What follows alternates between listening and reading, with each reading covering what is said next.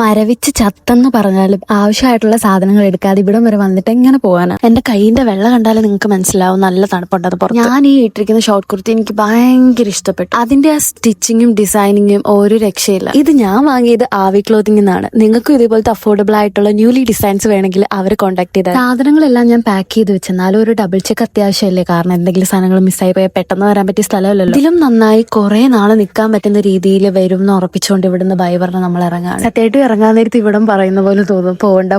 ഈ റൂമിലൊക്കെ ഒറ്റപ്പെട്ട് കിടന്ന് ഫോണിൽ കുത്തിക്കൊണ്ടിരിക്കാതെ കുറച്ച് സമയം കിട്ടുന്നത് ഇതേപോലൊക്കെ എക്സ്പ്ലോർ ചെയ്യാൻ നോക്കണം. ഇങ്ങനെ ഞാൻ എന്നെ തന്നെ മോട്ടിവേറ്റ് ചെയ്തിട്ടാണ് ഇവിടം വരെ വന്നേക്കുന്നത്. മണാലിയിൽ നിന്ന് ഡൽഹിയിലേക്ക് ഞാൻ പോകുന്ന ബസ്സിന്റെ പേരാണ് സിംഗ് ബസ്. അതിന്റെ ലോഞ്ചിലാണ് നമ്മൾ വന്നേക്കുന്നത്. പെർ പേഴ്സൺ 50 rupees ആണ് ഇവിടുത്തെ എൻട്രി എന്ന് പറയുന്നത്. അവിടെ നിന്ന് ഒരു ചൂട് ചായയും കുറച്ച് ബിസ്ക്കറ്റും കഴിച്ചു കഴിഞ്ഞപ്പോൾ നമ്മുടെ കോർഡിനേറ്റർ വന്നിട്ട് പറഞ്ഞു റിവ്യൂ എടുക്കണമെന്ന് ട്രിപ്പിന്റെ. എന്നാ പിന്നെ കാര്യമായിട്ട് 2-3 റിവ്യൂ പറഞ്ഞു കൊടുക്കാന്ന് വിചാരിച്ചപ്പോൾ ബസ് നമ്മുടെ ബാഗ് വരെ ചുമന്നുകൊണ്ട് പോയത് കോർഡിനേറ്റർ ആണ്. He such a sweet person. ബസ്സിനകത്ത് കിടന്ന് കുറച്ചു നേരം ഉറങ്ങി രാവിലെ ആയപ്പോഴത്തേക്ക് ഡൽഹി എത്തി.